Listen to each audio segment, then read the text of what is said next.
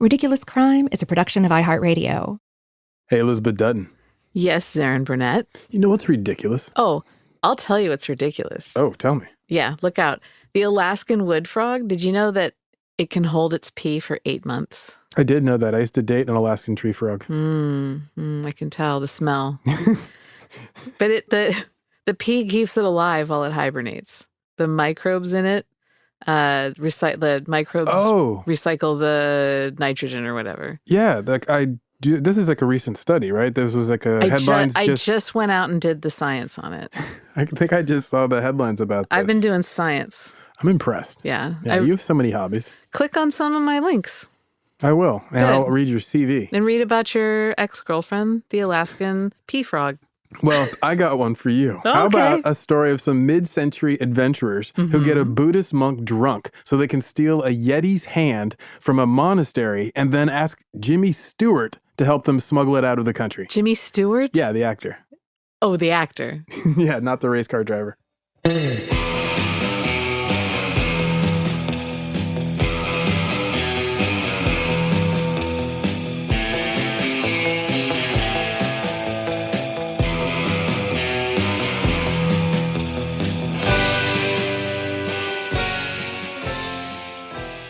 This is Ridiculous Crime, a podcast about absurd and outrageous capers, heists, and cons. It's always 99% murder-free and 100% ridiculous.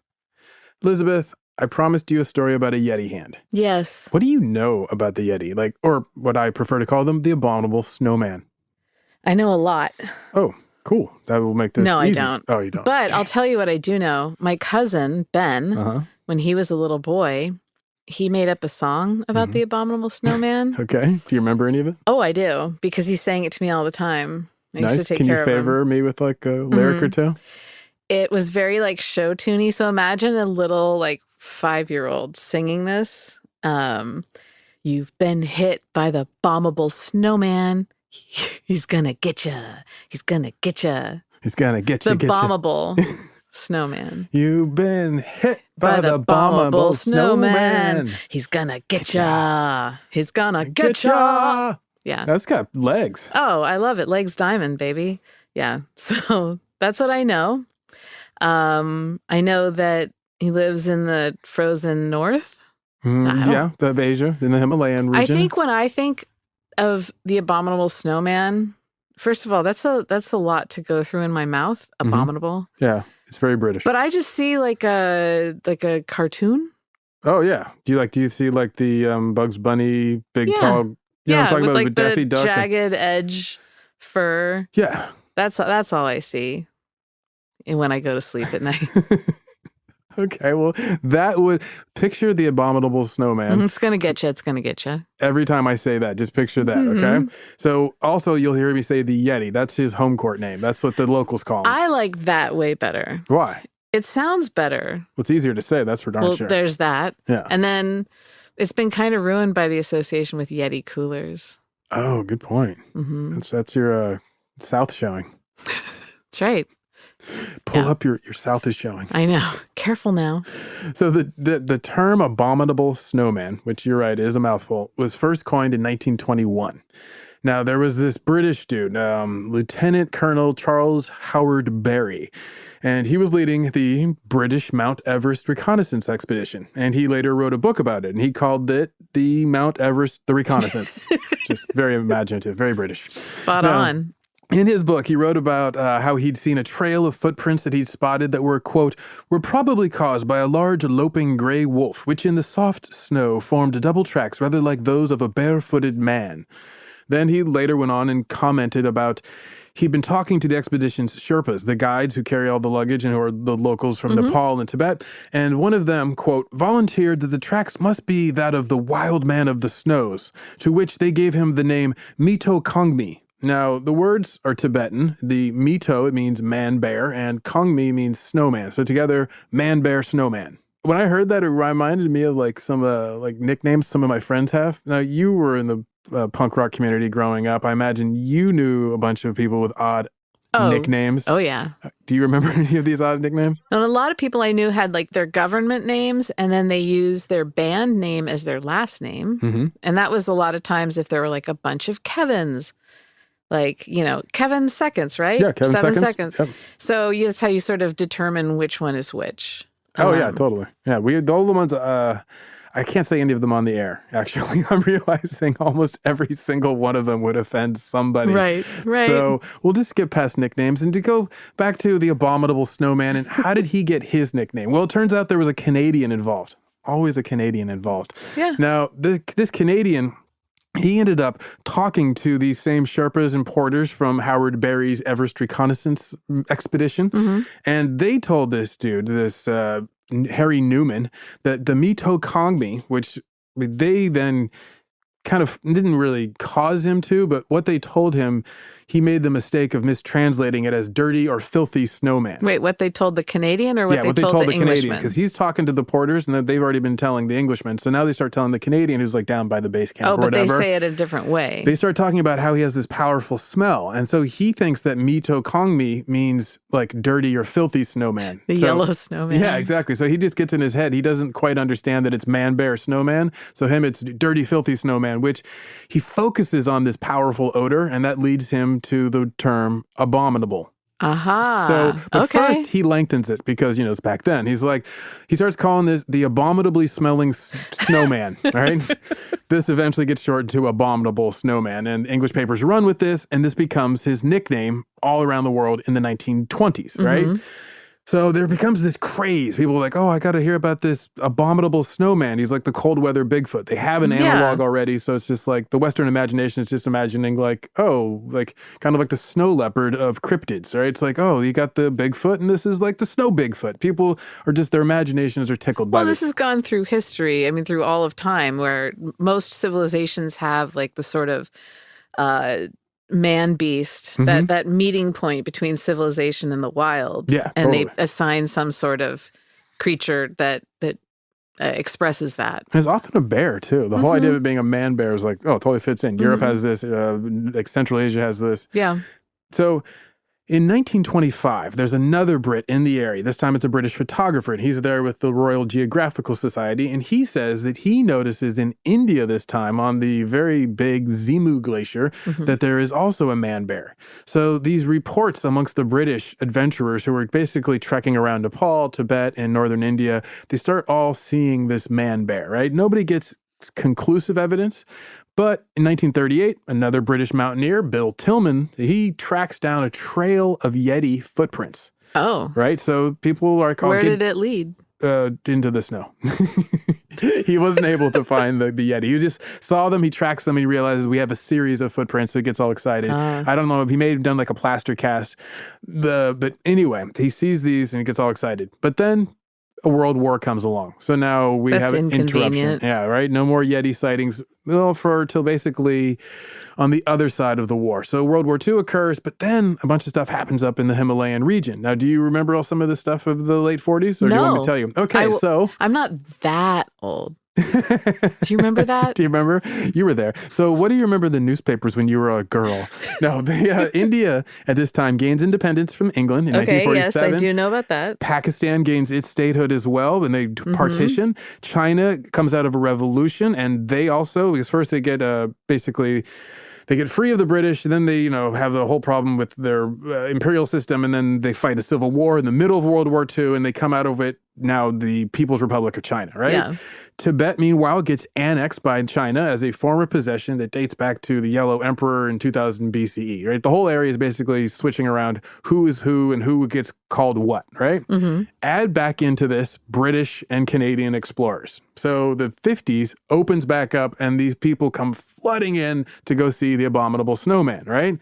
Now, at this time, the giant cryptid hunt is actually considered kind of a scientific, a legitimate scientific concern, right? Because in this area, there used to be like creatures of a similar size, right? So Yale's Alumni Magazine wrote about the time about the hunt for giant cryptids in the Himalayan region that, quote, some once legendary animals of the remote Indian, Nepalese, Tibetan highlands did in fact exist in reality. The giant panda, for one, had enjoyed a quasi-mythological existence before the 20th century arrived. So back in the 1950s, searching out another giant hypothetical Himalayan creature didn't seem like such a stretch. This is just to give all of this a patina of respectability before we dive into the ridiculous crime of it all. I want to see a giant panda. Oh, yeah. You can. Like bigger than the normal panda? Yeah, it's like super bear size, yeah. But like, it's not extinct or anything. I believe the giant panda is extinct. Yeah, I believe the one they're just referring to. We still have one that I believe is called the giant panda, but I don't think but that is they're the talking giant about panda. like the 20-foot panda. That's what I want. It's like the megafauna era, back when you had like werebears. I love that. Yeah, exactly. I love outsized animals. Apparently there was more oxygen in the atmosphere so creatures could get bigger. This is what I've been told. I do not know this. It's just what I've been told. I find it interesting myself. And so, skipping back to our British, it helps when new evidence is discovered in 1951. Yet again, it's a British mountaineer. This time it's a man named Eric Shipton, and he finds a footprint that was 13 inches long and 8 inches across. Dude snaps a photo of it, right? The next year, a Swiss expedition finds tracks of a Yeti. They also snap photos. The year after that, 1953, once again, a British mountaineer, this time John Hunt, he gets in on the action. The British tabloids, they go, hey man, we want some of this. So they come in 1954, the Daily Mail sends an expedition to the Himalayas to hunt for abominable snowmen. The tabloid paid 300 mountaineers, scientists, and Sherpas to go marching off into the glaciers and mountains and come back with evidence of the Yeti. Do you know how expensive that must have been? Sure. Yeah, everybody's all fired up about this. And this is like something that has been tickling at people's imaginations for a while. So this has been something where even like, surprise, surprise, Adolf Hitler got in on the Yeti hunt back when he had power. And so like the British are picking up basically on the same idea of like what Hitler done, which is take a bunch of old texts and myths and legends of the area, mistranslate them, use them for your own purposes, and then decide this will go and prove something. For Hitler, it was proving that the Aryans are the master race and connected to India and the past of Tibet. For the Brits, it's the missing link. They're much more into the British Royal Society of it all, right? So they're deciding they just need more evidence. And so the Daily Mail is like, oh, we got you scientists. We're going to pay for it. And you guys are going to get what Hitler couldn't find, right? Now, this expedition that they go out, they find yet more footprints. They get some hair. Oh. Right? But the hair apparently is from a scalp of a Yeti so the claims are like, we didn't actually find this like on like leaves or anything. Somebody else said this was Yeti and we just cut some hair off of it. If I'm one of those mountaineers, I 100% go out like right behind the chalet where they're all departing from, and I cut some of my hair off. Come back over. And then I get it all kind of damaged, and I like run around. And then I come back like, oh my God, you guys, it was just here. Look. And then I was like, pay up, Daily Mail. And I've been operating under a fake name, and then I'm gone in the night. Well, keep that energy because that will show up in this story. I'll tell you that much. So this Yeti scalp that they'd cut it was from the Pangboche Monastery, which will also come back into this story, right? So this hair that the Daily Mail pays for, it fires up the British and the Western imaginations even more because now they have something more than footprints. They have actual physical evidence, even though it's just hair, right? So in 1959, Americans jump into it. Now, Americans are going to do things a little different. So when they come for the cryptid hunt of the abominable snowman, they start with a strongly worded memo in support of the government of Nepal. The memo is from the U.S. State Department, and it determines that the abominable snowman could only be killed in self-defense. I like that. Right? I thought you would. Yeah. But the reason why is because of communism. Well, and I love a strongly worded memo. I know you do. So they want to discourage Yeti hunts, but this is only because of their concerns about communism. They do not care about the Yeti. They're just using the Yeti for their like Red Scare propaganda. So they basically want to keep the Nepalese on their side. So they go, look, we'll respect your sovereignty. And you got all these Brits and English speakers coming in and rushing around. None of them are allowed to kill a Yeti on our terms. And to Nepal's like, oh, dope. Thank you, man. Because, people don't really respect us. They're like, yeah, we got you, son. So this idea was also to kind of foster an allyship with Nepal. They're like, oh, because otherwise they have China and Russia right there going, you know what? You should really turn red, which, this did not work. They eventually did turn red. This is like in the middle of the Great Leap Forward, right? Yeah, 1950. Yeah, exactly. So we have like a lot of initiatives and communist enthusiasm at the time, right? Mm-hmm. So the final aspect of this Yeti memo from the U.S. State Department, it also stipulated that any future Yeti expeditions would have to pay a fee of 5,000 rupees to the Nepalese for the privilege of trekking into the Himalayas. So now they have also a little push for capitalism. Like, let's build a little industry, maybe get some tour guides going, right? And then Nepal's like, oh, yeah, sure. And America thinks like, this will be good. This will keep you on our side. So they basically come in and they're like, they have what authority do they have to say, pay them 5,000 rupees? None. They're America. That's what authority they have. They've won World War II. That's what they've done. All right. So the temple is at the Nepali village of Pangboche. They have the same name. It's basically the temple of Pangboche, right? And this is at the base of Mount Everest, like the base camp where today hikers would gather to go and climb Everest. But this holy site was actually founded back in the 16th century by Lama Sangwan Dorji, who had flown over the Himalayas and brought Buddhism to the Nepali people, right? So this Lama, according to legend, he flies over the mountains and he lands in Pangboche, and he lands with such force, he presses his feet into the ground, and interestingly, his footprints are forced into the stone. And so they go, wow, it's a miracle. And then they found the monastery right there where his footprints get pressed into the stone. So footprints are like a big deal in the area, right? Okay. So the Yeti, at the same time, take on a very central place in the regional stories and the religion, because the Sherpa and the Buddhist traditions start to merge, and they use the local folklore and legends as a kind of bonding agent, if you will. Now, this dude, Lama Sangwa Dorji, he's a recluse like a lot of Buddhist monks were and are. He decides he wants to go out and meditate in nature, and he tries to do this, but now all of his new followers are a little worried about him. They haven't really seen someone do it like this. They're like, man, you got to eat, you got to sleep, you got to stay warm. It gets real cold around here. And he's like, no, I'll be fine. Turns out the Yeti are also worried about him. They start congregating and bringing him food and fuel for his fire. So he starts telling stories of how the abominable snowmen have been visiting him, and they're like, oh, it's a miracle. So now the Yeti become this holy sign of the monastery. And the monastery, to celebrate the Yeti, they end up basically keeping a Yeti hand there. Well, and when there was only one set of Yeti footprints in the snow, that's when the Yeti was carrying him. That's exactly. You know the story. I do.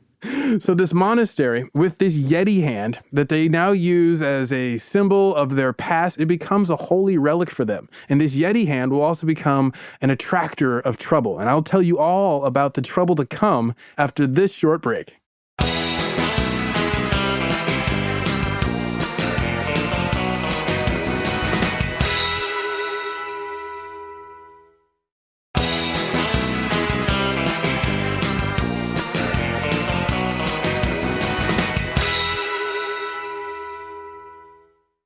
So Elizabeth, we're in this monastery, Pangboche, in the Nepali highlands.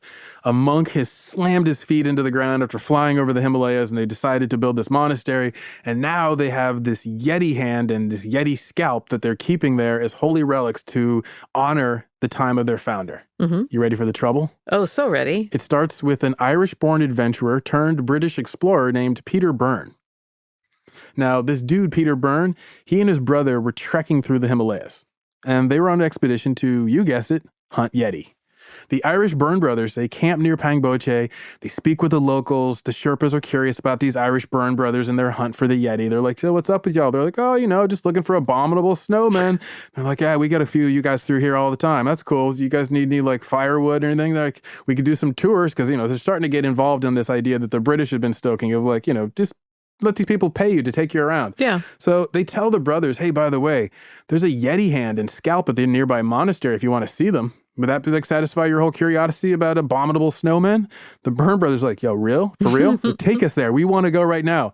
So they go and they find that there really is this Yeti hand, and there is apparently a piece of what looks to be scalp, right? So the abominable snowmen, the Yeti, right? We've determined that they did exist. We were talking about before about the giant panda. Now, dating back to 300,000 years ago, there was a giant ape in this area. And people, science is very familiar with this giant ape. It has been proven the bones exist. They can find evidence of this creature, and people like to make the connection that this creature is the ancestor of the abominable snowmen, right? So the British are really all excited about this, and that's what they want to basically kind of prove is this missing link idea, because this great ape could be the ape that was the last ape before we get to humanity. Oh, that okay. makes sense? Yeah. Okay, the missing link. So the scientists are like, the great ape went extinct. Some of the scientists are like, yeah, but what if that didn't happen? Right? So it's like very like Owen Wilson, Royal Tenenbaums, where he's like... Wildcat. Exactly. So this like becomes such a curiosity that people like Sir Edmund Hillary, who was the first English speaker or European to climb Mount Everest, he gets dragged into it. People are like, "Hey, what did you see?" And he's like, "Well, me and my buddy Tenzing Norgay, when we were doing our thing, we did see some footprints that were huge and unexplained." People are like, "Oh, for real? Do you think that they were like abominable snowmen?" And he's like, "No." I do not. And he just refused. He basically was trying to debunk the rumors. He's like, I don't need more of you jerks coming over to this place I find great because you want to go and hunt down some bear, snowman, right? Yeah. So this kind of tamps down some of the British excitement. Enter Tom Slick, an American oil man. Is that his real last name? That is his real last name, Slick the Oil Man. He was also nicknamed the King of Wildcatters. Wow. Yeah, he was exactly. There it comes back. He was part of that big oil boom of the 1930s when the Oklahoma and Texas fields started really popping off, right? Okay. So he gets rich on that era. He decides, I'm going to go fund some expeditions to hunt Yeti. Yeah. It's 1957. I got tons of money. Yeah, got money to burn. Let's go get us a Yeti. Let's go find us a foreign Bigfoot, right? So he goes over and he wants to like get in on this missing link, half ape, half man, like excitement. But the reason for him is less about the fossil record and more about medicine. Medicine? He's convinced if you can find this person, this half man, half beast, that you can synthesize medicines that would be good for humanity. I don't get it myself, but he's like, I see profits. What kinds of... I don't know. It made no sense. Every time I'd read about it, he's like, yeah. I'm like, so are we thinking like, is this like some like Asian medicine where like, oh, we need this one particular extract from this one particular virility, animal and it'll be good for like, your growth hormones. Exactly. I do not know, but he was convinced. I'm telling you, this story attracts the imagination and then stokes it in ways. So you have like, Hitler wants to prove Aryans. Tom Slick wants to find medicine. Like everybody has their own agenda and they just can't just leave nature be. Yeah. And you'll see how this plays out. So Tom Slick's like, hey, Byrne brothers, you guys, you're a British adventurer, Irish-born explorers. How about you come and work for me? They're like, you got money? He's like, oh, brother, you don't even know. They're like, all right, bet. So they link up in the Himalayas and they go trekking around together, Slick and Byrne, and they do like basically the Nepalese, like grand tour, right? And they split up at one point. They have this mass expedition, then they split up and they have theirs too. And Tom Slick goes off in his one direction, Byrne goes off in another. Now, when Byrne goes off, he meets this Buddhist monk, right? And this Buddhist monk's like, hey, is that scotch? And he's like, oh, yes, it is a bottle of scotch. He was just walking around with he basically sees them like, drinking, enjoying a drink at the end of the day, right? And he's like, hey, is that chugging on scotch? A bottle of Oban at the... Exactly. How he rolls. And so Byrne's like, yeah, man, it is. And then he relays this story, all right? You ready? I'm ready. I quote, he likes scotch, this old man. And one evening while we were sitting there having a drink and talking, he said to me, he whispered, he said, up in the temple we have a hand. And he said, would you like to see it? And I said, yes. So we went back up to the temple. We went into the top part of the temple and he showed me this hand, about the size of a human hand, cut off at the wrist. I considered it very significant. And I took some pictures of it immediately, some flash pictures. I asked the man, of course, could I have it? And he said, no. He said, it must never leave the temple here. If it leaves the temple, various calamities will befall the temple and the community and so on. I asked him if I could have a part of it. And he said, no. That the whole...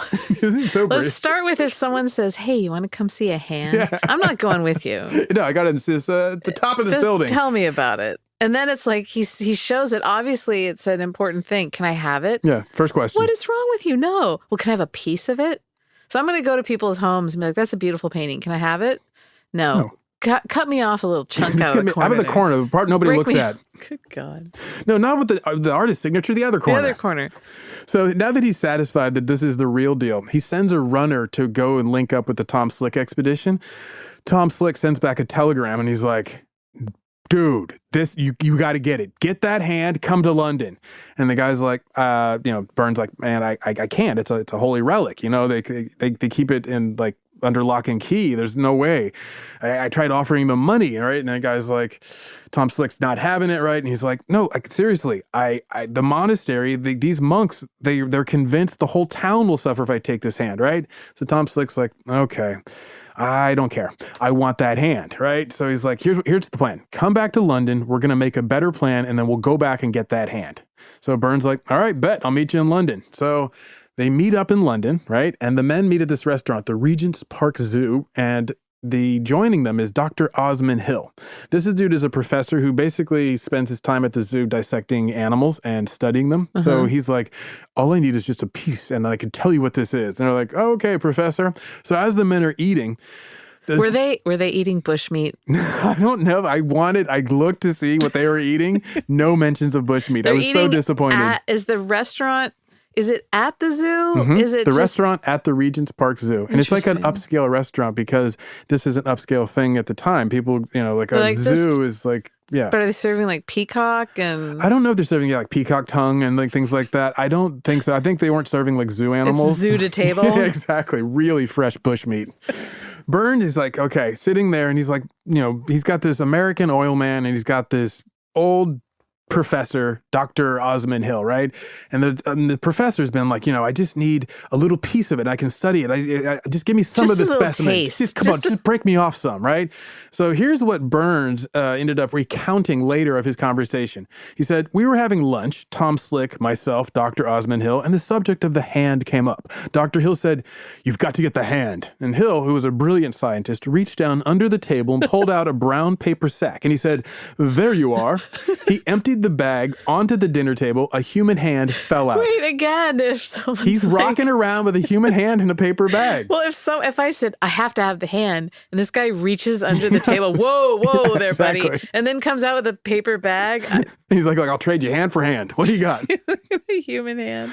So everyone is like now staring at this human hand on their dinner table, and the doctor's like, my point is, we could replace the Yeti hand with this human one. That nasty little piece of work. Mm-hmm. And Professor Hill tells Byrne, he's like, look, take the hand. Just take this with you to Nepal. Replace one of the Yeti fingers with the human fingers from this like desiccated hand. It should be fine. They won't even notice. And Byrne's like, okay, man, I'll go back to Nepal. He like takes the hand, shoves it back in the paper bag. He's like, thanks for dinner, and I'm off to Nepal, right? So once again, he heads back to Nepal. He braves the mountain passes, the steep ravines, the glaciers. He gets lucky. No avalanche sweeps him from the side because at this time, people are literally dying from avalanches. It is like a wild, dangerous place to be. He's braving all of this for this Yeti hand. Yeah. He gets back to Pang Boche and he says, oh, cool. The monks are still here. Everything's golden. He's like, look, guys, I got a deal for you. I'll give you. And he starts laying out amounts. And the monks are like shaking their heads. He's like, how about 5,000? They're like, no. How about 7,000? They're like, no. How about 9,000? They just keep shaking their hands. He's like, I'm going to get this Yeti finger. So this is the version that Byrne first told of how he was able to get a Yeti finger out of the monastery. He would tell many versions of this story over the years, but this version that I'm going to tell you is what he basically told Tom Slick in a letter in 1959. And I want you to picture this. Oh, good. You ready? I'm totally ready. Picture it. Yes. Imagine a steep Himalayan mountainscape. There's green grass, right, but there's no trees. We're above the boreal line. The ice and snow aren't far from the village of Pang Boche. The monastery, it has these white walls. You see these immense prayer wheels lined up that you can like spin your hand on as you approach the doors of the monastery. Once you step inside the monastery, it gets dark. There's this strong aroma of incense, decades of incense that's just hanging from the walls, right? Now, it's quiet. These walls are stone. You don't see any monks milling about. You're up 13,000 feet above sea level, so even walking for you right now is a little bit exhausting. Well, yeah, you've got altitude sickness. Exactly. You're breathing hard. You're getting a little faint with too much exertion. But you hear a noise above you. So you're like, I guess I got to go climb up to see what that is. So you climb on up to this upper part of the monastery, and you see that there's a door. The door is open. So you look inside the room, and you see there's an older monk And with him is the Irish explorer Byrne. And the two of them are very, very drunk.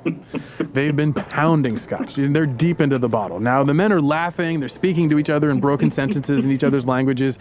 And you see that Byrne isn't as drunk as the Buddhist monk. And then the Buddhist monk slumps over and passes out.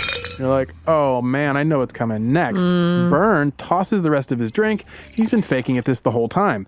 Or perhaps not. You don't know. I mean, maybe he's a good drinker. Well, but he anyway, sounds like a scoundrel. he stumbles out of the room. He sneaks over to the reliquary, a special hidden little nook where the monks have been keeping on display the Yeti scalp and the Yeti hand for centuries. Now, when you catch up to him, you see Byrne cut off a finger from the Yeti hand. You're like, bro. Oh, man. Right? And you can hear him as if he's recalling for himself what he's just done. He starts narrating, and he's telling, it's almost as if he's telling someone in the future, like, let's say for the program Unsolved Mysteries. Okay. Now, Byrne says, quote, so I cut the finger off and I replaced it with the human finger. It took quite a long time to wire the whole thing together and put it all back together and put it back in the box. And nobody ever knew anything about it. And everybody was actually perfectly happy. They still had their hand. It still had its fingers. Well, not all of them. And he wired it like yeah, he little used craft like project? baling wire, yeah. And just wired it on so it would be there. This guy's a jerk. Yeah, so he pulls out a bottle of iodine, and I like to imagine him using like a small nail polish brush, and he paints it with iodine so it matches the rest of the desiccated Yeti hand. And he's like, not perfect, that'll do. That'll fool some monks in dark light. And then he pockets what he's brought with him, the little nail polish brush and the Yeti finger and the scissors and knife he used to cut it off. And then you watch as he disappears out and leaves the monastery. Gone. Yeti finger stolen. Wow. Right? Now, here's how he told Tom Slick. On February 3rd, 1959, he says, quote, I shall not go into the details here of how we got the thumb and the phalanx of the Pangboche hand. The main thing is that we have them, and that the lamas of the monastery do not know that we have them. Because they do not know, it is of the utmost importance that there is no news releases on this or any publicity for some time. The Pangboche hand is still complete as far as the lamas are concerned. It still has a thumb and an index proximal phalanx. What they do not know, and what they must never know, is that the thumb and the phalanx at present on the hand are human ones, which we switched. So he took the thumb and oh, man. Yeah, right? He's basically the Indiana Jones of Tibet, just going around stealing holy relics and being like, this belongs in a museum. Like, what is up with that, by the way? The whole, like, Indiana Jones arrogance. Like, it always sounded to me, even as a kid, I was like, I asked the British Museum. Well, refer to the Elgin marbles. Yeah, totally. Just go right to the source. Like, the British Museum, what's up with this? What's up with that? Explain Indiana Jones to me. No, not the movie, the rationale. So decades later, in 2011, Byrne changes his story. Right? Now, he's like, he starts to, change with the times. And he's like, I don't want to have people be thinking that I just stole this, right? It's not cool to be a marauding Brit anymore. So he starts letting people know, no, I paid for the stolen finger. I gave them 10,000 rupees, and which he claims was at the time a large amount for the community. Now, to smuggle this stolen finger out of Nepal, that wasn't terribly difficult. He gave it to one of the Sherpas, and he's like, here, put this in your bag, and we'll just get over the border. And he knew that that would be possible because Nepal is, as not as militaristic at the time as India was. Now, getting into India, which is where he has to get to next, will be the real difficulty. And the thing is when he gets to India, it's not just that you have to get into India, you also have to get out of India. So he's got to deal with customs twice. And to do that, his answer ends up being a Hollywood movie star. Wow. What? Yeah, right? I'll tell you all about that when we're back after this break.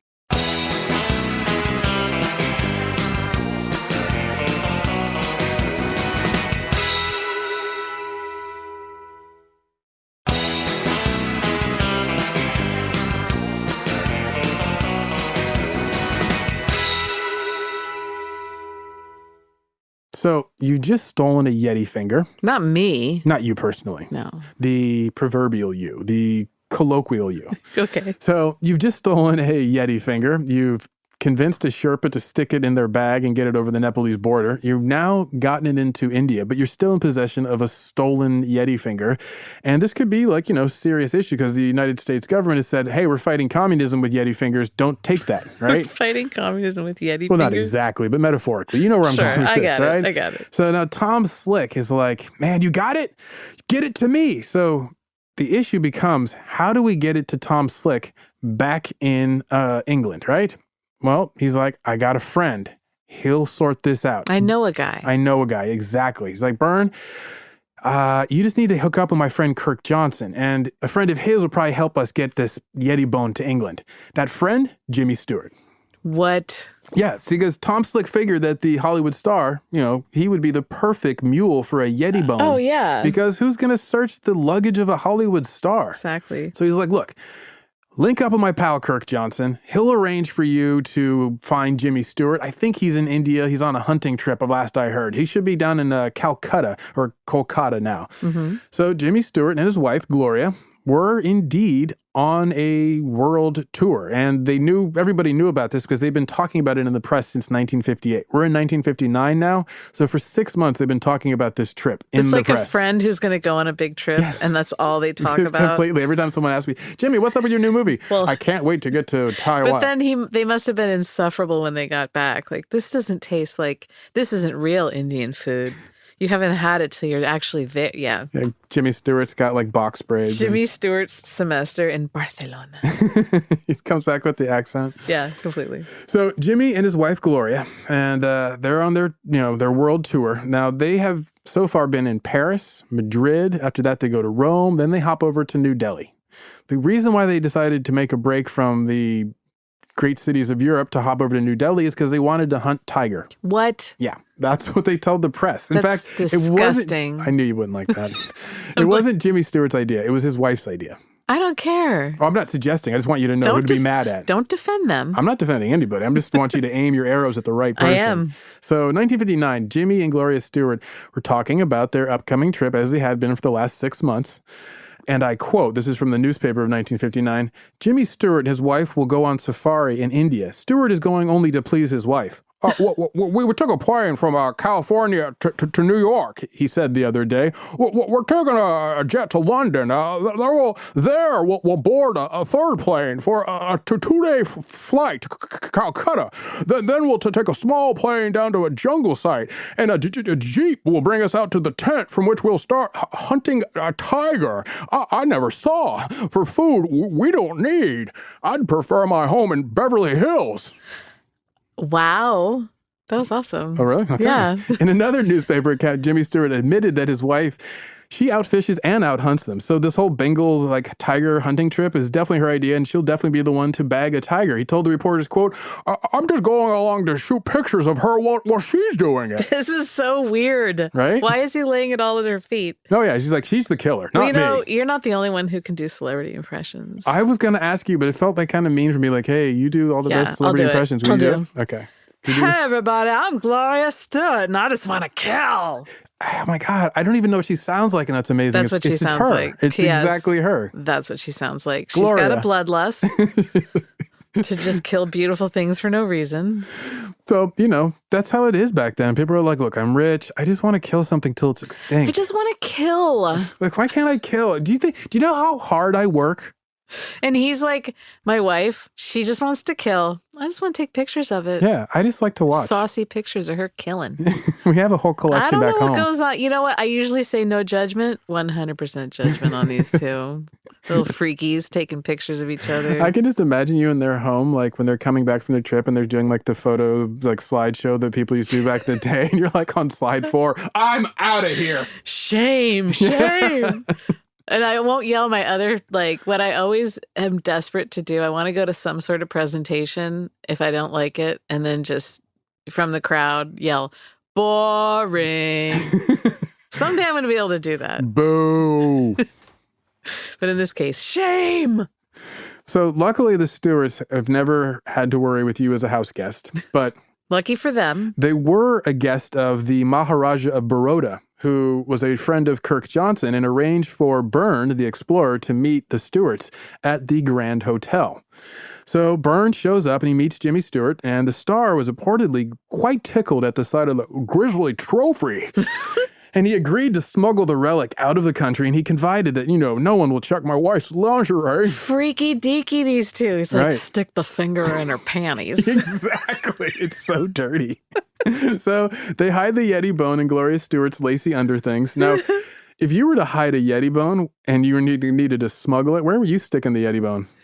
Not in my lacy That just sounds underthings. so wrong. I couldn't even say the question. Terrible. Where would I hide a Yeti finger if I were smuggling it?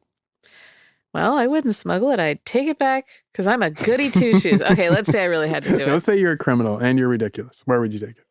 I would probably like stitch it into the hem of my skirt if I wore skirts. Oh, that's good. Yeah. I like that. Yeah. Or I would, I wear my hair in a bun a lot. Shove it in the bun. There you go. Mm-hmm. I like that. That's how people get busted trying to get Colombian cocaine into the country. Did you see the lady with the giant beehive and she had like kilos of cocaine in her beehive? Head's all wobbly. People were like, no one has worn that haircut in 40 years. What are you doing? Amy Winehouse. Well, yeah. But Amy Winehouse is on her own level. Yeah. No one other than Amy Winehouse. Yeah. So Jimmy Stewart and Gloria Stewart, now that they're into Yeti bone smuggling and mule encrypted body parts across like international borders. Freaks. Total freaks, right? But they're really into it, right? But they do have a terrible fright when they arrive in Paris and their luggage doesn't arrive. They're like, oh God. Oh, no. And so Jimmy Stewart and his wife have to have a conversation about, have we been busted as Yeti bone smugglers? Like, what's going to happen? Are the press going to be here tomorrow? Are people going to be showing up? Where's the Yeti bone? Or there's some poor other tourist who gets their luggage by mistake and the lady goes to get her, to do her laundry. And then there's like, she picks up her underpants, her unnies, and then an old finger falls out. She's like, good Lord. So luckily, the luggage does show up. That moment did not occur for anybody. No one was surprised by the Yeti bone in their luggage or someone else's luggage. The stewards are like, oh, thank goodness, right?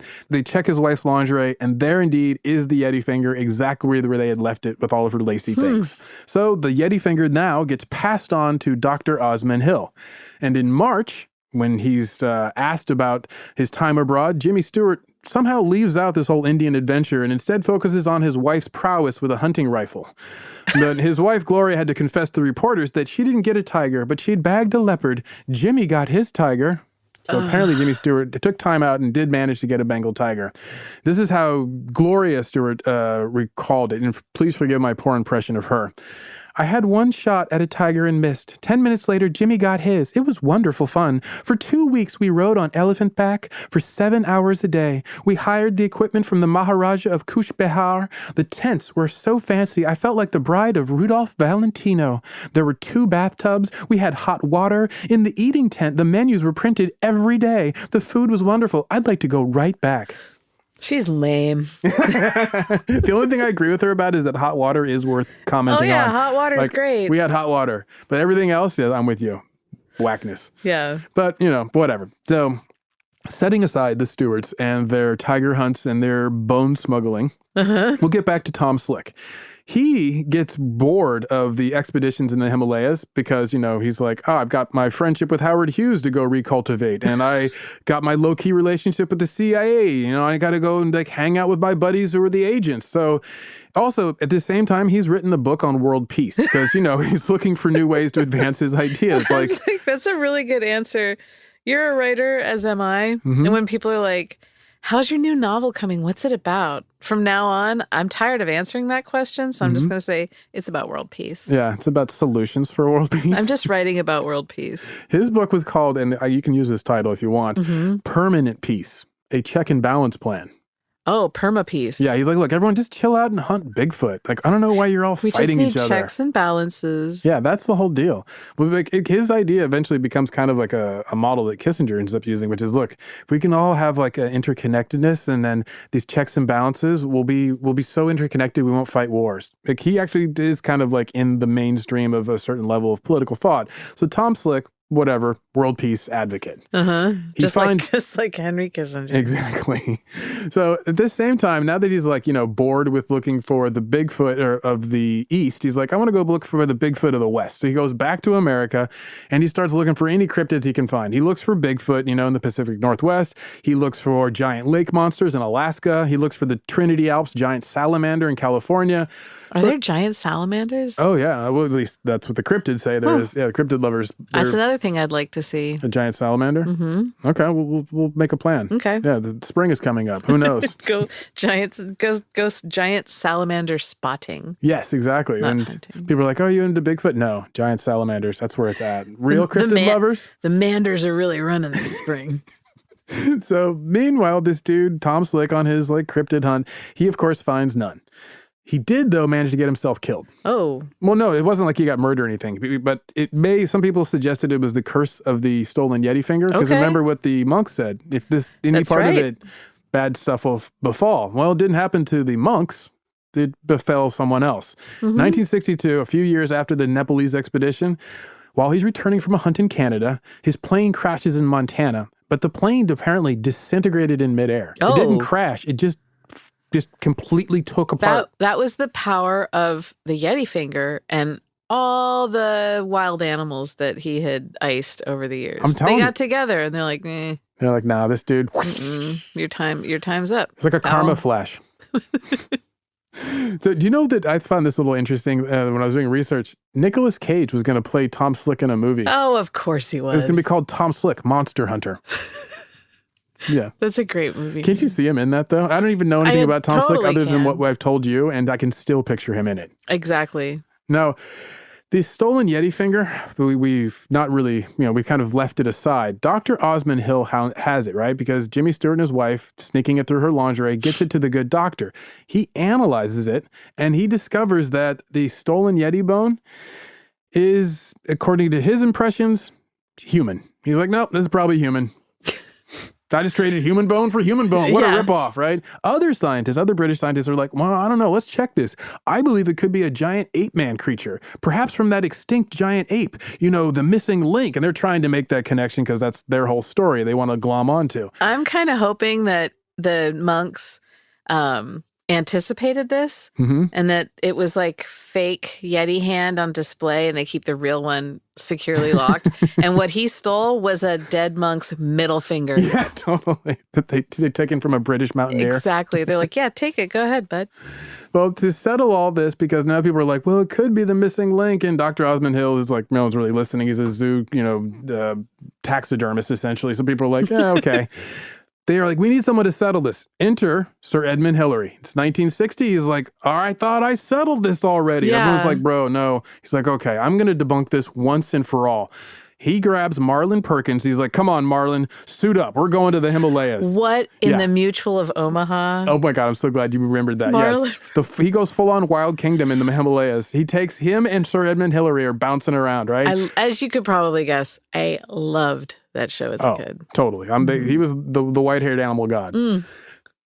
So they travel to the Himalayas, sizable expedition. They trek through the mountains and passes. They collect some hair samples. They spot some footprints, but they find no Yeti. But they also find no conclusive evidence of the Yeti, right? They do visit the temple at Pangboche. They see the famed Yeti hand, but they notice that it's been wired together. They're like, this is obviously not real. So they then use that as evidence to discredit it. And apparently the monks were like, no, I don't know anything about that, man. That's just how it's been. They don't tell them anything about burn or anything. They just let them think that it's a fake, and they leave. I love it. So Sir Edmund Hillary comes back, and he's like, yep, the Yeti rumor is total bunk. Hype man Marlon Perkins is like, word. So dressed all in khaki. Yeah, big clock hanging on his. So the cryptid hunting expeditions in the Himalayas begin to die down, right? That is until the fever basically gets kicked back up over time because these things come in cycles. And so around the end of the century, people start getting excited about Bigfoot, cryptids, and so the abominable snowman becomes a person of interest again. Around that time, Dr. Osmond Hill, who has long since died, his research has been, basically now just being kept in boxes, right? And in his research is the Yeti bone. So when he is long since been in the research lab, in 2008, a researcher at the London Royal College of Surgeons, the Hunterian Museum, discovers a box of his old research. They open it and they describe what they find. A 3.5 inches long, 2 centimeters wide at its widest, and curled in black at the end with a long nail, end quote, finger. All right. 3 years later, in 2011, researchers at the Edinburgh Zoo, they test the Yeti finger. They use all the latest technology, DNA, the whole bit, right? The Yeti finger is conclusively determined to be human. Well, there you go. Yep. There you go. And 6 years later, an international team of scientists studied a set of 9 samples of everything anybody had ever collected. The hair, anything that somebody said, this is some other Yeti piece I found, right? The person who was me was all, check it out. Yeah, exactly, with the hair. This guy sold me this hair when I was in Pangboche. So they check all of that, and all 9 samples were from a bear. Oh. Well, except for one. Yeah. There was a tooth that wasn't from a bear. Oh, what was it from? It was from a dog. So, yeah. Now, we have to always say, though, the absence of evidence is not the evidence of absence. Now, True. I personally like to live in a world where such things like abominable snowmen may exist. So I'm not going to rule them out, and I'm not going to like poo-poo on the parade of the cryptid-loving community. I'm with you. I agree that mysteries and cryptid creatures and unknown lost kingdoms are important. It makes me old-fashioned, I know, but I like it that way. Now, I don't always need to know the truth. I prefer to know the truth, but I think it's important to have some unknown things in the world and to kind of like give ourselves the gift of a mystery. I am on the exact same page. I love that. And also, I just like the word abominable snowman. It's just fun to say. He's gonna get ya. He's gonna get ya. So that's enough from my man, the abominable snowman. Seems like a chill dude, although a lot of people... No pun intended. A lot of people, they do fixate on his body parts. So, what are you going to do about that? Poor fellow. What's our ridiculous takeaway here, Miss Dutton? I think one, let wild be wild. Ooh, I like that. I'm a big proponent of that. Mm-hmm. And I think it is. I agree with you. It's interesting that I like the unknown. I like the possibilities. I love the idea that there's stuff we just have no idea about. Completely. And I can see going out and trying to see those things, but, let them be. Let them do their thing. I think that's spot on. I think the ridiculous thing for me is if you find yourself on a hunt and the person before you on that hunt was Hitler, you're probably doing something wrong. You're totally going down the wrong path. Well, thank you for joining us. I am Zaron Burnett. I'm Elizabeth Dutton. You can find us online at Ridiculous Crime on both Twitter and Instagram. You got a tip for us about a ridiculous crime you'd like to hear about? Hit us up. You want to confess to a ridiculous crime? Also hit us up. Email us at ridiculouscrime@gmail.com. Thanks for listening. See you later.